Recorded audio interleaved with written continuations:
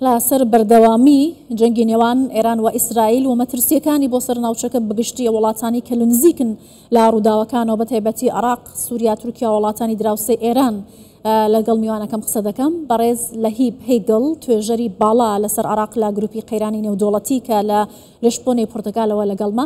بەڕێز لەهیب سپاس کە لەگەڵ کوردستان 24 ئەوەی کە هەیە شەڕێکی بڵین توندە لە نێوان ئیسرائیل و ئێران کە دوو ڕۆژە بەردەوامی هەیە، پێت وایە بازنەی ئەم شەڕە فراوانتر دەبێت و وڵاتانی دیکەش پەلکێشی ئەم ئاڵۆزیانە دەکرێن یا دەوەستێت؟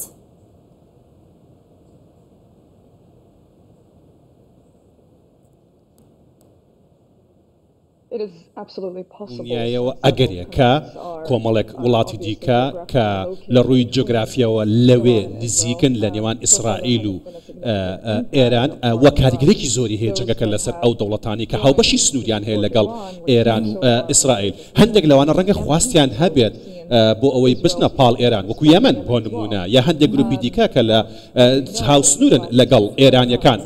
بەڵام لە 20 مانگی ڕابردوو تاوەکو ئێستاکە ئیسرائیل هەوڵی داوە بە شێوەیەکی بەرفراوان ئەو گروپانی کە پەلپۆی ئێرانن لاواز بکە، حزب الله لە ئێران، حوسیەکان لە یەمەن و حەماس لە غەزە، کۆمەڵێک گروپی دیکە. ئەم گروپانە کە درێژکراوەی کاری استراتیژی ئێران بوو لە ناوچەکە بەتاو لاوازکراوە، بەڵام لە بیرمان نەچێت لە عێراقش کۆمەڵە گروپ هەند دیسان درێژ پێدەری ئەجەندای ئێرانن، ئەمانە ئەگەرێک هەیە بکەونە. باشە ئاماژەت بە لاوازکردنی حزب الله و حەماس و حوسیەکان کرد کە پاڵ پشتیکارێکی سەرەکی ئێران بوون و ئێران ساپۆرتی ئەوانی دەکرد لە شەڕە ناوچەیەکاندا. لاوازکردنی ئەم گروپانە کاریگەری لەسەر ئەوەی کە ئێستا ڕوودەدات لەسەر ئێران هەیە؟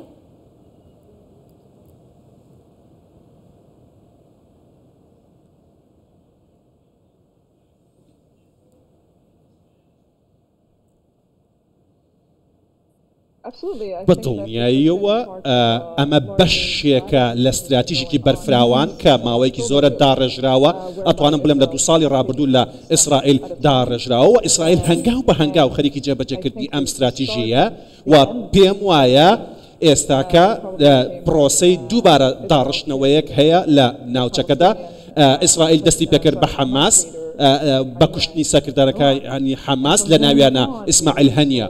ئەوەی کە ئێستاکە دەگوزارێت بریتە لە هەنگاوگرتنەبەری کۆمەڵێک ستراتیژ و جێبەجێکردنیان کە دووبارە داڕشتنەوەی هاوسەنگی هێزە لە ناوچەکان. حوسیەکان لە یەمەن لە ڕابردووە با بڵێن بە وەکالەت شەڕێکی سەکەوتویان بۆ ئێرانیەکان کردووە، بەڵام ئەم هێرشانەی کە لە ڕابردووە ئەنجامدرا بۆ ئەوان دیسان ئەوانی لاواز کرد. ئەتوانم بڵێم بەشێک لە شێوەکان لاوازکردنی ئەم گروپانە تا ئەندازەیەک جەنگەکەی ڕاکێشا بۆ ئێران و هەروەها ئەوەش بووە هۆی ئەوەی کە ئیسرائیل بتوانێت بەم شێوازە بەرفراوانە هێرش بکاتە ئێران.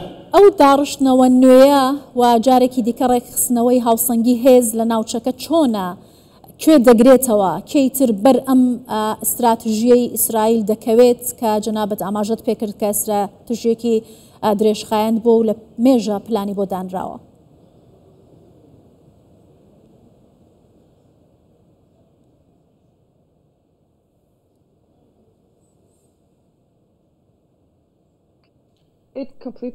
بەدڵنیایەوە ئەوەستێتە سەر ئەکتەرەکان و هەڵسوکەوتی ئەو ئەکتەرانی لەم ناوچەیە ئەکرێ ببنە بەشێک لە شەڕەکە.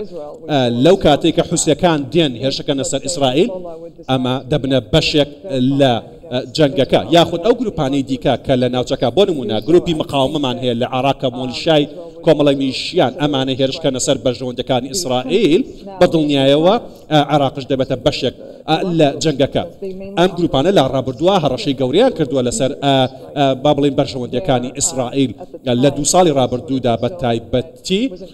بۆیە ئەتوانم بڵێم کەوە بە شێوەیەکی گشتی دەبێت ئاگایان لەوە بێت چ ئێرانەکەەوەی کەش بە هیچ جۆرە ئازاری بەرژەوەندەکان یاخود زیان بە بەرژەوەندەکانی ئەمریکا نەگەنن، چکە ئەم کاتە هەنگ بەرفراوانتر دەبێت و تەشەنەی زیاتر دەسێنێت و هەنگاو دەهاوێژەیە بۆ کۆمەڵێک ڕووداوی و جەنگی گەورەتر، چکە ئەمریکا بوونێکی گەورەی سەربازی هەیە لە ناوچەکە لە کۆمەڵک دەوڵەت و هەروەها ئاسمانی عێراق و کۆمەڵە شوێنی دیکەشی بەدەستەوەیە. عێراق ئەتوانێت بە ئاسانی ببێتە قوربانی دەتوانی ئەگەر بێت و ئەم گروپانە هەڕەشە بکەن یاخود هێرش بکەنە سەر بەژەوەندەکانی ئیسرائیل لەم جەنگەدا. ئاماژەت بە دۆخی عێراق کرد، ئێستا عێراقیش لە دۆخێکی سەختدایە، نزیکترین وڵاتە لە ڕووداوەکانەوە کە لە بینی ئیسرائیل و ئێران ئێستا ڕوودەدەن. پێت وایە عێراق بتوانێت میلیشیا چەکدارەکانی کۆنتترۆل بکات، گروپەکانی بەرەی مقاومە وان نەکەن کە عێراق بچێتە ناو ئەم شەڕە هەرێمیەوە یان بێلایەن دەمێنێتەوە و ئەتوانێت بەرژەوەندیەکانی خۆی بپارێزێت؟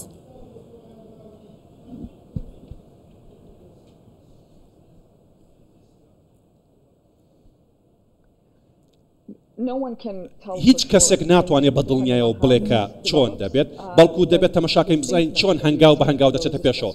بەڵام ئەو ڕاگەنراوانی کە ئەو گروپانە بڵاویان کردێتەوە یاخود لایەنەکانی دیکە نیشانی دەدات کەوا هەنگاوەکان بەرەو کوێ دەڕۆن لە ئایندەیەکی نزیکدا. بەڵام دەبێت عێراق زۆر بەجددی مامەڵە لەگەڵ ئەم پرسەیە بکە بۆ خۆی. بەڵام من وەکو ئاماژەیەک دەیبینم کە ئەم گروپانە نانەوێت تا ئێستا کە خۆیان بکەن لە بەشێک لە جەنگەکە، چکە لە توانای ئەوانە نییە وە بینیشانە حزب الله و گروپە بەهێزەکانی دیکە چیان بەسەر هاتووە دەرئەنجامی هێرشەکانی ئیسرائیل.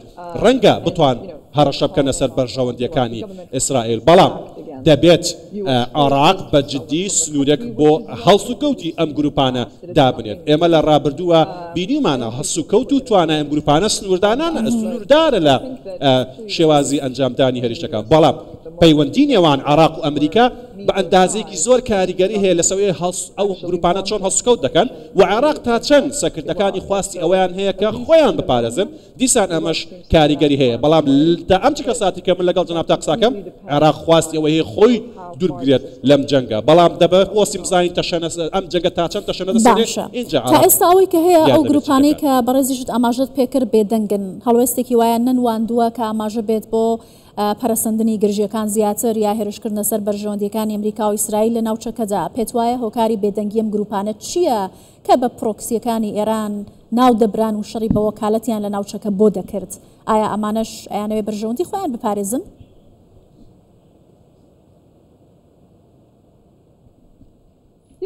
بەڵێ ئەتوانم بڵێم وایە ئەوان بینیویانە کە چۆن ئیسرائیل بووە مایەی لاوازکردن و کوشتنی سەکردەکانی ئەم گروپانە لەسەر هەمیانەوە حزب الله و حەماس. ئیسرائیل هیچ نیگەران نییە، هیچ دڵە ڕاوکەوت و دڵێکی نییە لە کوشتنی ئەو سەکردانە بە شێوەیەکی ڕاستەوخۆ. ئەمە ئاماژەیەکی زۆر زۆر گرنگە کەوا ئیسرائیل دەخوازێت و ئەشتوانە هەر کاتێک بێوێت هێرش کات سەریان. بۆیە ئەگەر بێت و لە دۆخێکە ئەمانە هەنگاو بەهاوێژن بە ئاراستی هێرشکردنە سەر ئیسرائیل و بەرژەوەندەکانی ئیسرائیل بەدڵنیایەوە ڕوبەڕووی هێرشی ئیسرائیل دەبنەوە. بەڵام عێراق و سەکردەکانی تاوەکو ئێستاکە ئەیانەوێت لە دۆخێکا بن خۆیان دوور بگرن لە جەنگەکە و هەوڵ نەدەن ببنە بەش لە شەڕەکە. ڕۆڵی وڵاتانی عەرەبی لەم نێوەندەدا چۆنە بینی؟ بەشێکیان ڕۆڵی نێوەندگیریان گێڕان بۆ نمونە قەتەر و عەمان لە ڕێککەوتنی نێوان ئێران و ئەمریکا لەسەر پرسی ئەتۆمی، بەڵام ئێستا ئاڕوون نییە کە سیاسەتی ئەوان بەرامبەر بە مدۆخە چۆنە. ئایا ئێمە ئەتوانین بڵێن لە داهاتوودا جەم سەربەندیەکی نوێی هێز بۆ پاڵپشتی لە ئیسرائیل بە هاوپەیمانێکی عەرەبی بەرامبەر بە ئێران دەبینین؟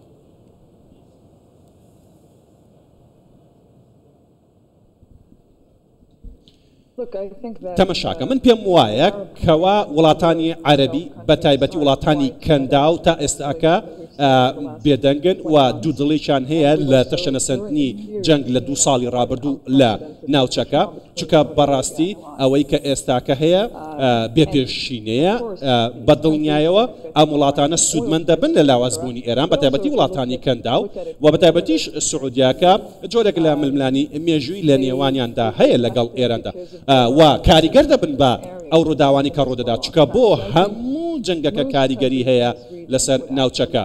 بەڵام بە بڕوای من کە زۆرێک لە ئەکتەرەکانی ڕۆژهەڵاتی ناوەڕاست و دەوڵەتان دەیانەوێت ئەم جەنگە زوو کۆتایی پێبێت، چونکە ڕەنگە ئەوان ببنە بەشێک لە جەنگەکە یاخود ڕەنگە هێرشیان بکاتە سەر لەلایەن ئێرانەوە. هیچ دوور نییە و ئەمریکا ڕەنگە بێتە ناو جەنگەکەەوە ئەگەر بێت و زیاتر تەشە نەبسێنێت. تاوەکو ئێستاکە ئەم وڵاتانە تەنیا تەمەشاکەن و نەهاتونەتە ناوە تەمەشاکەن، بەڵام بزان بە چه ئاراستەیەک دەڕوات، بەڵام بە دڵنیایەوە هەموو ئەگەرەکان لەم نێوەندەدا کراون. دەبێت تەماشاکەن بزانن لە ئەرزی واقع ئاراستەی جەنگەکە بە چ شێوازێک دەڕواتەڕێەوە ئەماش دەمانگەێنە بەو خاڵی بڵین کە ئەگەر وڵاتانی کەندا و وڵاتانی عەرەبی بیانوێت پۆزیشن و مووقعێک و پێگەیەک هەڵبژێرن ئەوە ئەو پێگەی هەڵەبژێرن کە بەرژەوەندەکانی خۆیان بپارێزن لە جەنگەکاندا ئەوەی کە جێ نیگەرانیە بۆ هەمویان ئەوەیە هەڵوێستی ئەمریکا چێبێت لەم تەشەنە سەندانە ئەمریکا دێتە ناوە بۆ پاڵپشتیکردن یاخود نا و هەروەها پەیوەندیەکان و گفتوگۆکان و دانوستانەکانی نێوان ئێران و ئەمریکا چی لێ دێکە لە مەسقەت دەڕۆیشتە ڕێوە ئایا کۆتایی پێدێت هەموو ئەمانە پێمان دەڵێن کە ئاماژەت بە ڕۆڵی ئەمریکا کرد و هەڵوێستی ئەمریکا کەمێک بەر لێستا دۆناڵد ترەمپ وتوێتی کە ئەو بەشێک نەبووە لەم شەڕە بەڵام ئەگەری بەشداریکردنی لە شەڕ بەهێزە یانێک ئەویش ڕاستەوخۆ بێتە ناوم شەڕەوە لە ئەگەری هاتنە ناوەوەی ئەمریکا و بەشداری ڕاستەوخۆی لە شەڕەکە چی ڕوو دەدات؟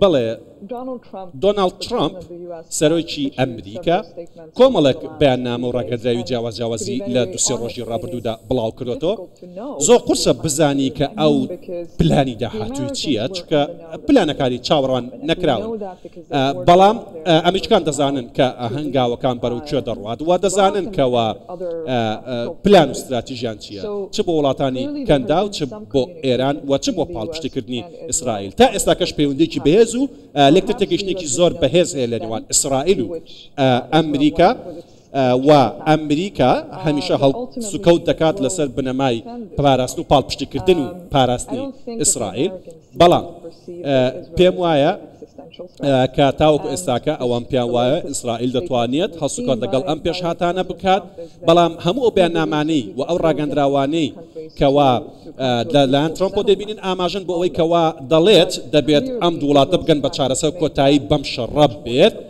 بەڵام قورسە ئێستا کە ئیسرائیل بوەستێت بە تایبەتی پاش ئەو زیانانی کە بینیمان بەڵام ئەوەی کە ڕوونە و بە دڵنیایەوە دیزانین ئیسرائیل واز ناهێنێتە تاوەکو کۆتایی بە توانە و ژێرخانە ئەتۆمیەکانی ئێران نەهێنێت و دەیەوێت بە جۆرێک ئێران لاواز بکە و هەروەها ئێرانش خواستی هەیە کە بە سەلامەتی و بەمانەوە بێتە دەرەوە و بتوانێت بگا بە جۆرێک لە ڕێککەوتن لەگەڵ ئەمریکیەکان بۆیە ئەمە ئەمڕۆکەش بینیمان ئێرانەکان بەم شێوازە هەڵسوکەوتیان کرد بەڵام ڕەنگە پێویستەکە ئەمریکا بێتە ناوەوە بەڵام ئەوەستە سەر ئەوەی کە ئایا فشاری ناوخۆی لە ئەمریکا بەرامبەر ئیداری ترامپ تا چ ئەندازەیەکە دەیانەوێت بچێتە ناو جەنگەکەەوە یاخود نا ئەمانە کاریگەری لەسەر هەڵسوکەوتی دۆناڵد ترامپ بێ بۆ بڕاردان لەوەی کە بێتە ناو جەنگەوە چکە ترامپ زۆر لەژێر کاریگەری بۆ چوون و ڕایگەشتی ناوخۆی ئەمریکا زۆر باشە زۆر سپاس دەکەم بەڕێز لەهیب هەیگڵ توێژەری باڵا لەسەر عێراق لە گروپی قەیرانی نێودەوڵەتی لە لشبۆنەی پۆرتەگالەوە لەگەڵ مابووی سپاس